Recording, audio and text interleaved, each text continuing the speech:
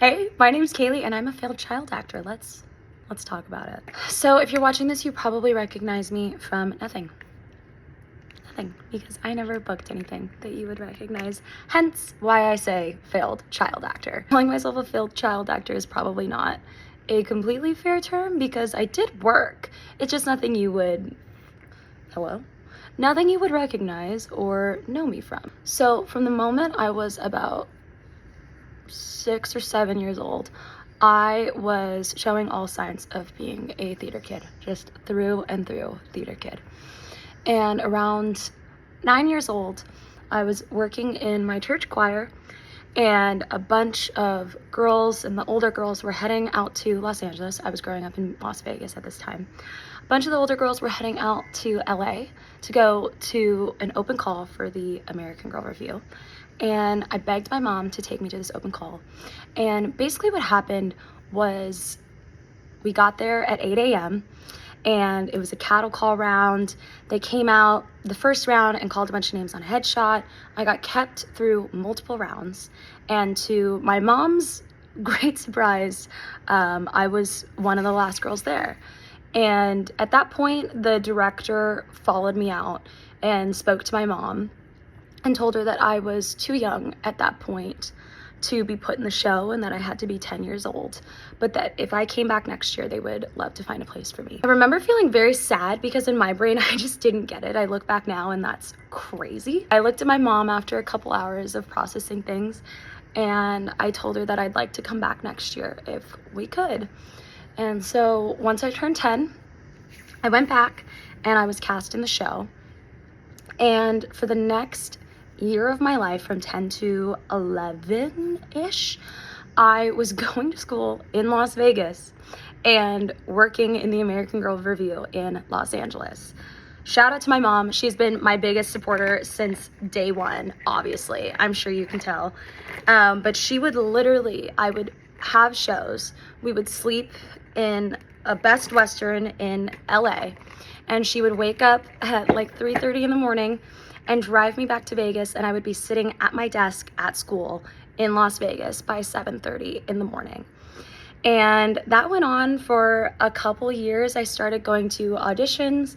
I think if you're in the entertainment industry, you've heard anything, it's like a tumbleweed. You start in one area, and it's like all of a sudden you wake up and someone's asking you to go to a film and TV audition. And then I got really lucky and had reps for musical theater as well, and really just was so happy and was loving pursuing acting and was having the time of my life and was working in musical theater, and I loved it.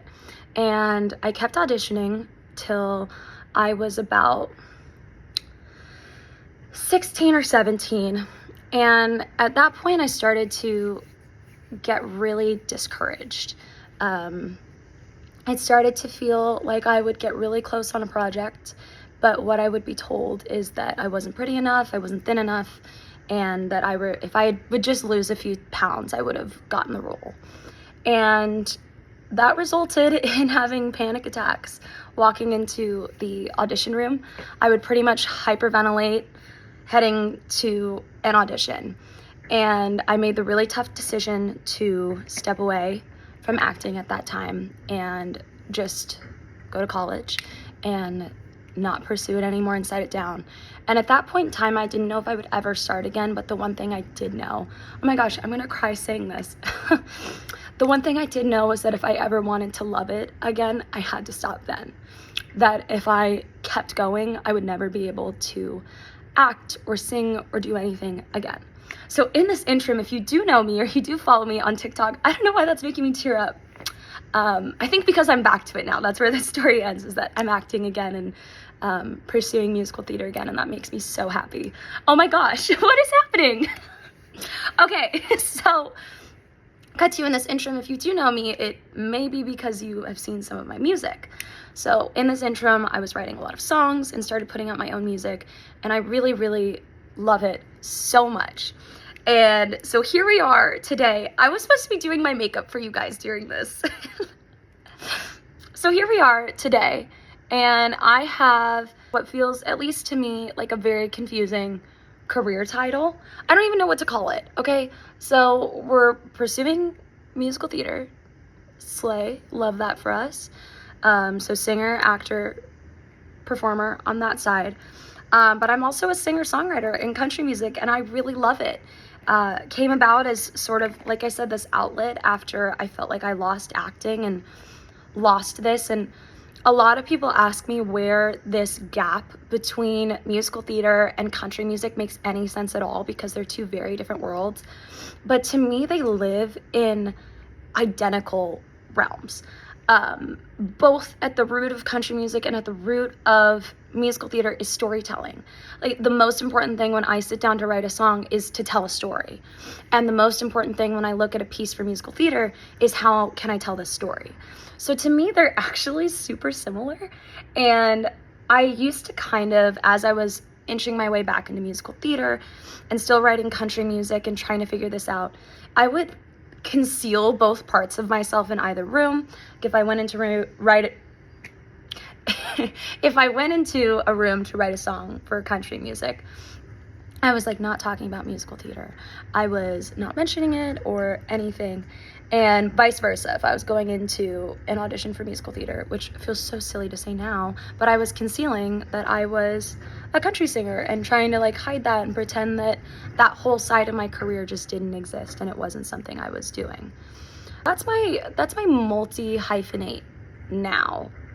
Country singer, songwriter, actor, performer, question mark, basically. What we do now, I say we because like, oh, he's sleeping right now. It's Benny and I, that's we. That's we.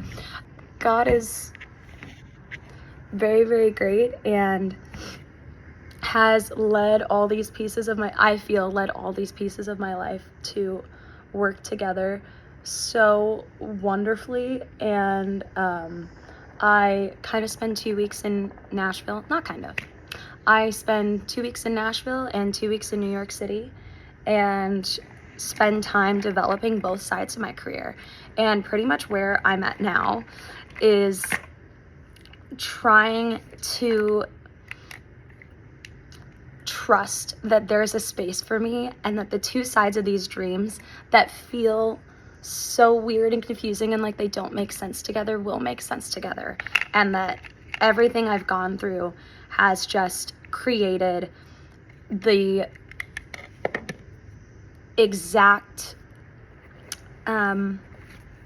experience I need to find my place in whatever that may be. And I think when people have asked me my dream in like the last few years, I've always said that I want to be a really diverse performer, and I want to be someone where you're not shocked to see me do random things. You're not like, why the heck is Kaylee Nicole on Broadway right now? Or why the heck is Kaylee Nicole releasing a country album? Or whatever it may be. I want to be someone who's really flexible in their art and flexible in inspiration and where it comes from and the work that they do. For a while, it felt confusing. When I started feeling this, I was very heavily in the country music scene, and a lot of people were assuming I was giving up by taking this step.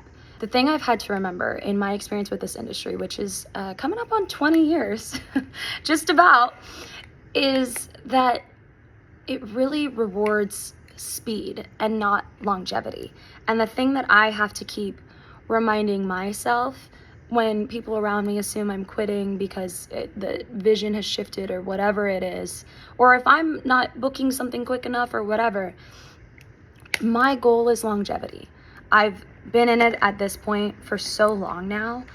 I want to keep doing it for the rest of my life. My goal isn't the speed and the quickness. I want to have a career until, I don't want to be dramatic and say the day that I die, but up there until I decide that I'm done.